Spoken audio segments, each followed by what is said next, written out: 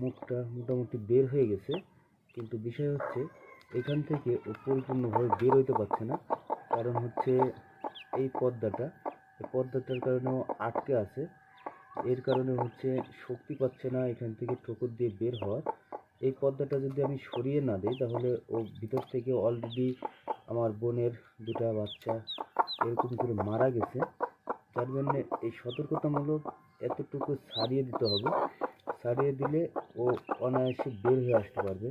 কারণ হচ্ছে আবহাওয়া অনুকূলে না থাকায় এই সমস্যাগুলো হাঁসের বাচ্চা মুরগির বাচ্চার কারণে হচ্ছে। তো আপনারা যারা ডিম বসিয়েছেন তারা এই কাজটা করবেন, এবং হচ্ছে এতে করে আপনাদের যে বাচ্চাগুলো আছে এটা খুব দ্রুত বেরোতে পারবে। আর তা না হলে বাচ্চা ভিতরেই মারা যেতে পারে। এই পর্দাটা ভেদ করে সে বের হতে পারছে না। এই পর্দাটা ছাড়িয়ে দিলেই সে সুস্থ মতো বের হইতে পারবে।